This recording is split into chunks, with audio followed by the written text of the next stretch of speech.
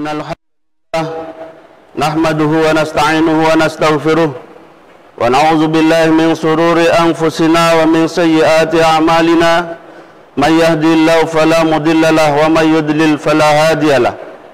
Asyhadu an la ilaha illallah wahdahu la syarika lah wa asyhadu anna Muhammadan abduhu wa rasuluh. Allahumma shalli ala Muhammad wa ala alihi wa sahbihi wa man tabi'ahum bi ihsanin ila yaumiddin. Amma ba'du, fa ya ibadallah, usikum wa iyaya bi taqwallah faqad fazal muttaqun. Ya ayyuhallazina amanu taqullaha haqqa tuqatih wa la tamutunna illa wa antum muslimun. Qala Allah ta'ala fi kitabil karim, a'udzu billahi minasy syaithanir rajim, bismillahirrahmanirrahim. وَلْيَخْشَى الَّذِينَ لَوْ تَرَكُوا مِنْ خَلْفِهِمْ ذُرِّيَّةً ضِعَافًا خَافُوا عَلَيْهِمْ فَلْيَتَّقُوا اللَّهَ وَلْيَقُولُوا قَوْلًا سَدِيدًا. Jamaah Jumat yang dimuliakan Allah Subhanahu wa taala, marilah kita tingkatkan ketakwaan kita kepada Allah Subhanahu wa taala. Takwa yang bisa membangunkan jiwa kita, takwa yang bisa memperkuat ruhiyah kita, sehingga kita memiliki sensitivitas dalam menjalani hidup dan kehidupan kita ini. Takwa yang membuat kita semakin takut, semakin tunduk, semakin patuh di hadapan Allah Subhanahu wa taala. Takwa yang semakin membuat kita semangat, termotivasi dan istiqomah untuk menunaikan segala perintah-perintah Allah, memperbanyak ibadah kita kepada Allah Subhanahu wa taala,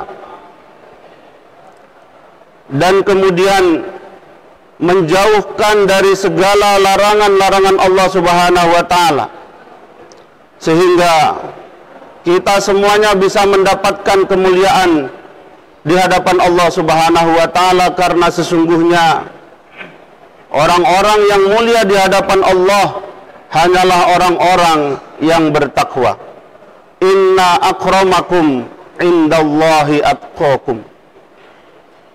Takwa yang juga membuat kita memiliki rasa syukur yang sebanyak-banyaknya kepada Allah Azza wa Jalla, karena kita yakin dengan sungguh-sungguh bahwa sesungguhnya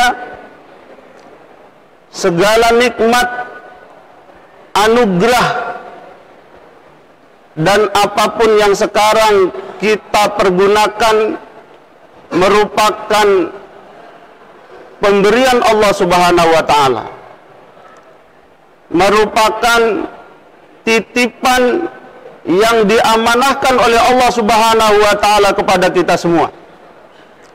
Sehingga sebagai penerima amanah, maka kita bertanggung jawab untuk memanfaatkan, untuk mempergunakan segala titipan amanah itu sesuai dengan keinginan yang memberikan amanah kepada kita.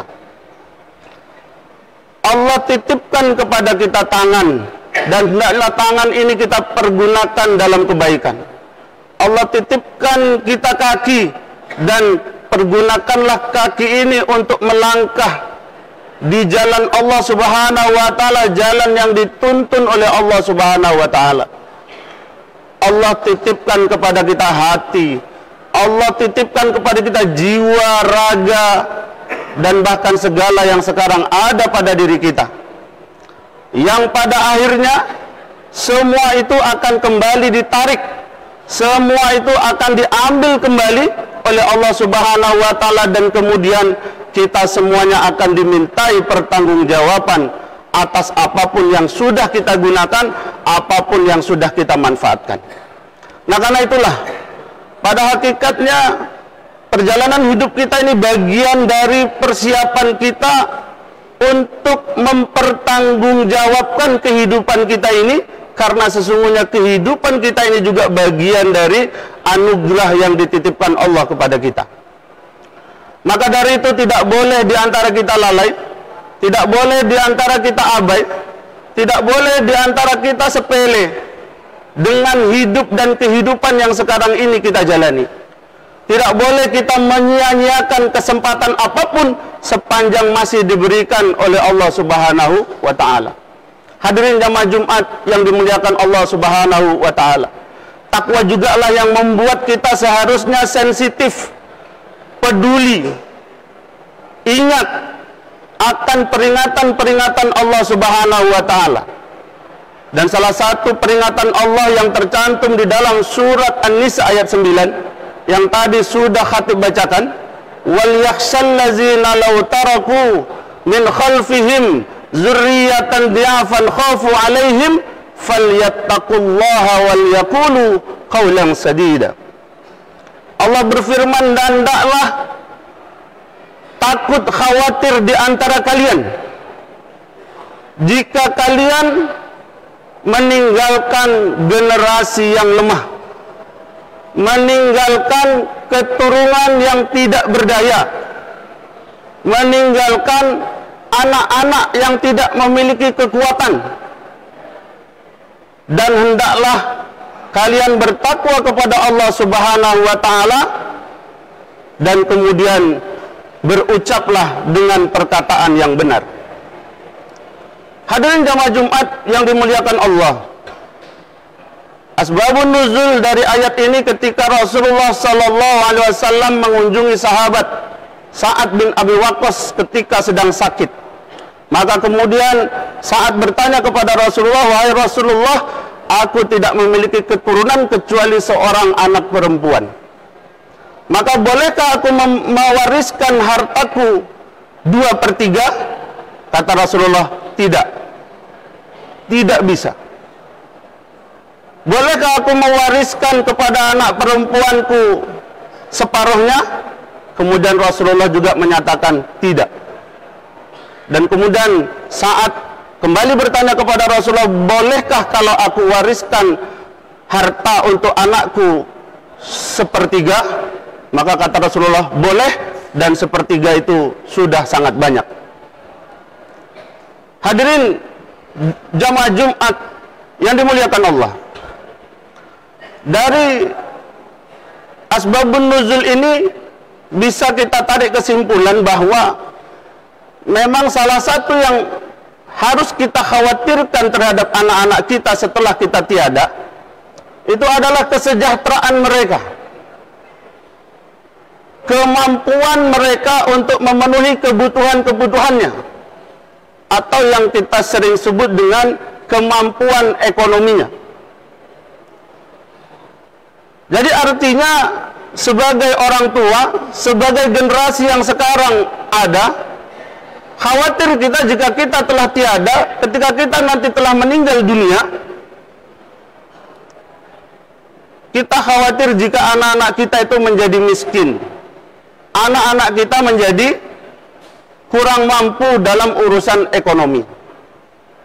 Dan karena itulah kemudian sebagian tafsir menyatakan, ahli tafsir menyatakan bahwa anak-anak kita haruslah kita pastikan dan haruslah kita siapkan kesejahteraannya bagi mereka setelah kita tiada.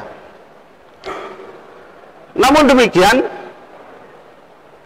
tidaklah semerta-merta urusan ekonomi, tidaklah hanya kekuatan finansial, kekuatan ekonomi yang harus kita persiapkan bagi anak-anak kita.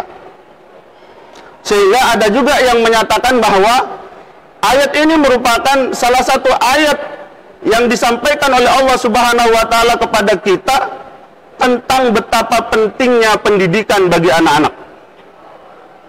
Karena mengapa? Karena dalam kenyataannya anak-anak kita itu bisa saja menjadi miskin karena pendidikannya yang juga lemah. Anak-anak kita tidak berdaya karena pengetahuannya kurang, semangat belajar mereka yang lemah, yang kemudian membuat mereka tidak berdaya dalam berbagai hal, termasuklah dalam urusan ekonomi. Nah, karena itulah ayat ini sebagai peringatan untuk kita semua, agar kita selalu mempersiapkan anak-anak kita, memperkuat anak-anak kita dalam berbagai hal. Nah, pertanyaannya apa saja yang harus kita kuatkan terhadap anak-anak kita? Yang pertama, kita harus kuatkan anak kita dengan akidahnya. Dalam Al-Quran sudah dijelaskan. Ketika Luqman berkata kepada anaknya, "Ya bunayya, la tusyrik billah, inna syirka la zulmun azim." Wahai anakku, janganlah kalian menyekutukan Allah, karena menyekutukan Allah itu bagian dari dosa yang besar. Maka yang pertama yang harus kita kuatkan bagi anak-anak kita itu adalah akidahnya, tauhidnya. Wajib bagi kita orang tua terhadap anak-anak kita, baik anak-anak secara biologis, anak kandung kita, anak darah kita, anak yang mengalir dalam tubuhnya darah kita, tetapi juga anak-anak secara ideologis. Siapapun kita orang tua yang melihat anak-anak di tengah-tengah kita, di lingkungan kita, dan barangkali di masjid kita ini, mereka juga bagian dari anak kita, itulah yang disebut dengan anak ideologis. Dan kemudian kita semua berkewajiban untuk menyiapkan mereka menjadi generasi yang kuat. Kuat akidahnya, kuat tauhidnya. Dengan cara apa? Kita perkenalkan mereka dengan Allah Subhanahu wa ta'ala. Kita bawa mereka dalam kebiasaan-kebiasaan ketaatan kita kepada Allah Subhanahu wa ta'ala. Kita jauhkan mereka dari kebiasaan-kebiasaan yang bisa melalaikan mereka, yang bisa menjauhkan mereka dari ketaatan kepada Allah Subhanahu wa ta'ala. Kita jauhkan dari segala kemaksiatan yang bisa merusak hidup mereka di masa sekarang, terlebih di masa akan datang, apalagi setelah kita tiada. Karena di masa sekarang ini banyak sekali perilaku-perilaku yang merusak, yang mengancam anak-anak kita, yang kemudian anak-anak kita menjadi korban, merusak pikiran mereka, merusak perilaku mereka, dan kemudian membuat mereka terbiasa dengan hal-hal yang tidak sesuai dengan tuntunan ajaran agama kita yang mulia, yaitu Islam. Tidak sedikit anak-anak kita yang sekarang sudah terjerat narkoba, yang jumlahnya semakin hari semakin banyak dalam berbagai kondisi, dalam berbagai situasi. Ada yang karena pertemanan, ada yang memang karena sindikat, ada yang karena ingin coba-coba, ada yang karena memang mereka terlepas dari pengawasan orang tua, yang mereka terbebas dari pembinaan dan pengawasan orang tuanya, sehingga mereka tidak punya panduan, mereka kehilangan pegangan, dan akhirnya mereka terjebak dengan persoalan-persoalan yang merusak diri mereka. Anak-anak kita juga terancam dengan LGBT,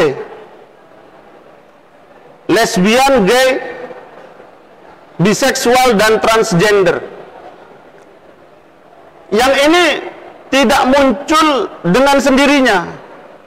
Yang ini tidak hanya terjadi asal terjadi begitu saja.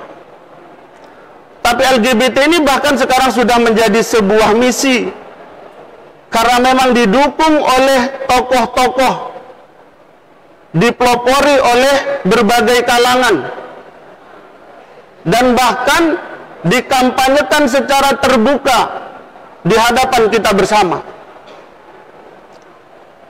Dan sampai sejauh ini kita belum menemukan dengan serius upaya-upaya untuk menanggulanginya.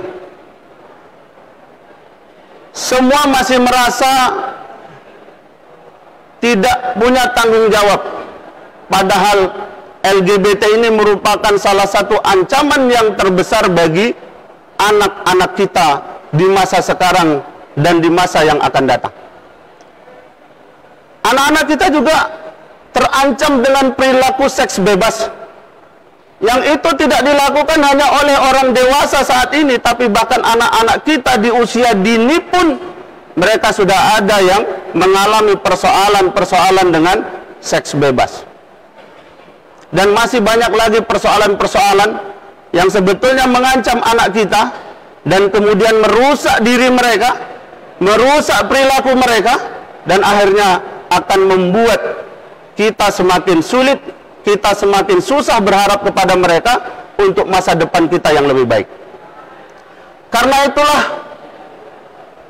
hendaknya kita semuanya menjadikan peringatan Allah di dalam surat An-Nisa ini bagian dari peringatan bagi kita semua, agar saatnya sekarang ini kita waspada, agar sekarang ini kita mengambil tanggung jawab bersama-sama, agar kita semua ini merasa memiliki kepedulian dan tanggung jawab. Dan kita tidak bisa lagi berharap dari orang lain. Kita tidak bisa hanya cukup berharap dari pemerintah, dari pihak-pihak lain, dan seterusnya. Namun siapapun kita, hamba-hamba Allah yang dimuliakan Allah, harus ambil peduli, harus ambil tanggung jawab, dan kemudian melakukan berbagai hal untuk mengantisipasi agar anak-anak kita tidak rusak dengan persoalan-persoalan yang sekarang mengancam mereka. Kita masih ada yang berpikir seakan-akan ketika kita menyerahkan anak kita di sekolah, sudah selesai tanggung jawab kita. Dengan mengantarkan mereka pagi ke sekolah, sore menjemput mereka dari sekolah, seakan-akan sudah selesai urusan pendidikan anak kita. Sehingga apa? Sehingga minim di antara kita orang-orang tua yang menyempatkan waktu, yang memberikan kesempatan buat anak-anak kita untuk belajar langsung dari kita. Mereka belajar ngaji dengan guru ngaji. Mereka belajar berbagai pengetahuan dari guru-guru mereka di sekolah. Bahkan tidak sedikit pun yang anak kita ambil pelajaran dari kita sebagai orang tuanya. Maka dengan peringatan Allah ini menjadi tanggung jawab kita bersama, terutama orang tua yang punya anak, agar kembali memberikan perhatian yang serius dan sungguh-sungguh terhadap anak-anak kita. Bagaimana sebisa mungkin, sesibuk apapun kita, menyiapkan waktu, menyediakan kesempatan untuk memberikan pendidikan bagi anak-anak kita. Paling tidak kita menjadi guru ngaji bagi anak-anak kita, menjadi guru sholat bagi anak-anak kita. Dan yang penting dari itu semua, kita didik anak kita dengan keteladanan. Jika kita ingin menjadikan anak kita yang rajin sholat, maka pastikan kita sholat bersama anak-anak kita. Jika kita ingin menjadikan anak-anak kita ahli Quran, rajin tilawah Quran, rajin menghafal Al-Quran, maka pastikan kita orang tuanya juga tilawah Quran, menghafal Quran bersama anak-anak kita. Hadirin jamaah Jumat dimuliakan Allah Subhanahu wa taala. Allah Subhanahu wa taala juga sudah ingatkan kepada kita, ya ayyuhallazina amanu qu anfusakum wa ahlikum nara. Betapa pentingnya perhatian kita terhadap keluarga kita. Dan bahkan Allah ingatkan dengan tegas agar kita jauhkan keluarga kita itu dari jeratan api neraka yang sangat pedih. Inilah tanggung jawab besar yang ada di pundak kita, dan mudah-mudahan dengan peringatan-peringatan Allah ini kita semakin sadar, kita semakin merasa punya tanggung jawab, sehingga setiap waktu, setiap detik, setiap langkah dan ayunan tangan kita ini bagian dari ikhtiar kita, upaya kita menunaikan segala kewajiban-kewajiban kita kepada Allah Subhanahu wa taala. Karena sesungguhnya jika kita tahu bahwa kewajiban kita ini begitu banyak, maka waktu 24 jam ini tidak akan cukup bagi kita untuk menunaikan segala kewajiban-kewajiban kita. Hendaknya dari hari ke hari, waktu ke waktu, Jumat ke Jumat, Idul Fitri ke Idul Fitri, membuat hidup kita semakin baik, membuat kita semakin sadar, membuat kita semakin taat.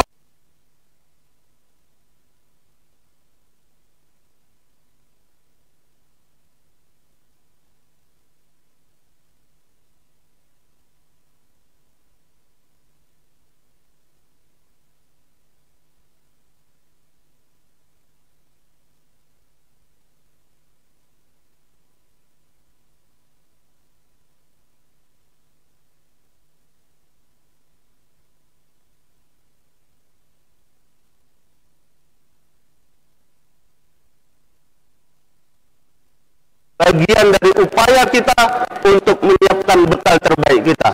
Wa tazawwadu fa inna khairaz